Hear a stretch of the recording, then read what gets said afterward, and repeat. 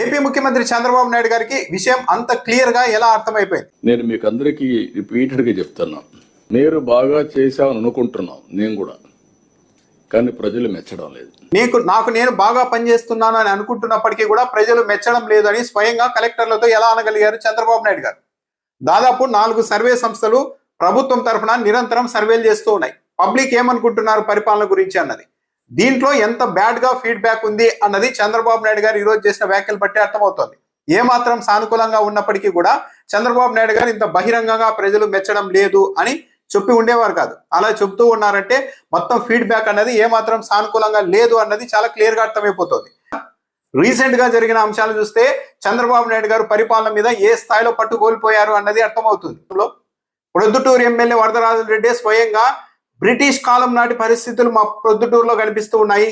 Direct గా పోలీసులే దందాలు చేస్తూ ఉన్నారు, కిడ్నాపులు చేస్తూ ఉన్నారు, ఇదెక్కడ అరాచకమని స్వయంగా మాట్లాడారు. ఏమైనా చర్యలు తీసుకున్నారా?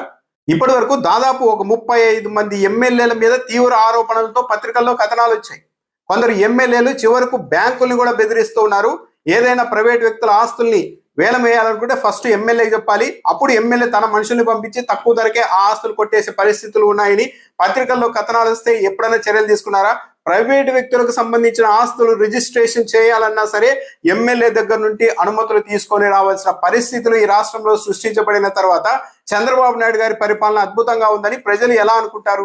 ఊరికి 4 బెల్ట్ షాపులు పెట్టి కళ్ళ ముందే మద్యం తెలుగుదేశం పార్టీ కార్యకర్తలతో అమ్మిస్తూ ఉంటే గ్రామీణ ప్రజానికం చంద్రబాబు నాయుడు గారి పరిపాలన అద్భుతంగా అభ్యుదయ భావాలతో ఉందని ఎలా అనుకోగలుగుతారు? జగన్మోహన్ రెడ్డి హయాంలో ఎక్కడే కూడా ఒక బెల్ట్ షాప్ కానీ ఒక పేకాట శిబిరాన్ని కానీ చూడని ప్రజలు ఈ రోజు ఊర్లలో ఎక్కడ పడితే అక్కడ బెల్ట్ షాప్లు పేకాట శిబిరాలని కళ్ళ ముందు చూస్తూ కూడా చంద్రబాబు నాయుడు గారి పరిపాలన అద్భుతంగా ఉందని ప్రజలు ఎలా అనుకోగలుగుతారని చంద్రబాబు నాయుడు గారు అనుకుంటున్నారు. 1000 కోట్ల విలువైన భూముల్ని 99 పైసలకి ప్రైవేట్ వ్యక్తులకు నిర్దాక్షిణ్యంగా కట్టబెడుతూ ఉంటే జ్ఞానమున్న ప్రజానికం అంతా అద్భుతంగా పరిపాలన సాగుతోందని ఎలా అనుకోగలుగుతారు?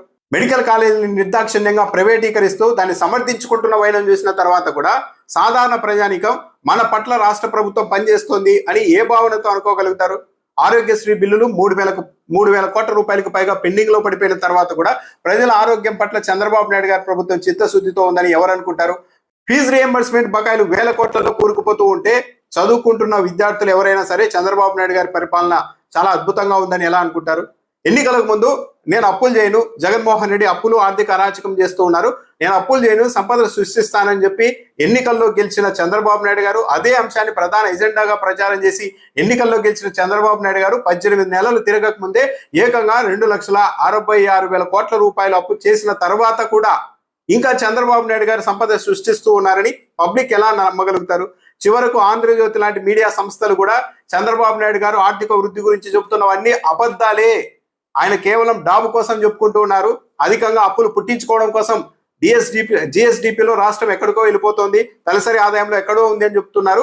ఇవన్నీ అవాస్తవాలు, దీనివల్ల చివరకు కేంద్రం నుండి రావాల్సిన నిధులు కూడా రావడం లేదు అని ఆంధ్రజ్యోతి లాంటి పత్రికలే బ్యానర్ ఐటమ్లు రాసిన తర్వాత కూడా చంద్రబాబు నాయుడు గారి పరిపాలన సవ్యంగా సాగుతోందని సగటు టీడీపీ కార్యకర్తలైనా నమ్మే పరిస్థితులు ఉంటాయా? డిసెంబర్ నెలకు సంబంధించిన జీతాలు 10వ తేదీ సాయంత్రం కూడా జమ అయ్యాయని తెలుగుదేశం పార్టీ అధికార ప్రతినిధి పట్టాభి లాంటి వాళ్ళే చెబుతున్న తర్వాత ఇక ఉద్యోగుల్లో ప్రభుత్వం మీద విశ్వాసం ఎలా ఉంటుంది? పిఆర్సీకి కమిషన్ చైర్మన్ ని కూడా నియమించలేని పరిస్థితుల్లో రాష్ట్రం ఉన్న తర్వాత ఉద్యోగులు ఈ ప్రభుత్వంలో తమకు న్యాయం జరుగుతుందని ఎలా అనుకుంటారు? రైతులు తుఫాన్లు వచ్చి నష్టపోతే కనీస గిట్టుబాటు ధర లేకుండా అల్లాడిపోతూ ఉంటే యూరియా కోసం రోజుల తరబడి నడి రోడ్డు మీద నిలబడుతూ ఉంటే ఈ వ్యవహారాలన్నీ చూసిన తర్వాత కూడా ఇది రైతు ప్రభుత్వం అని ఏ రైతైనా అనుకోగలుగుతారా?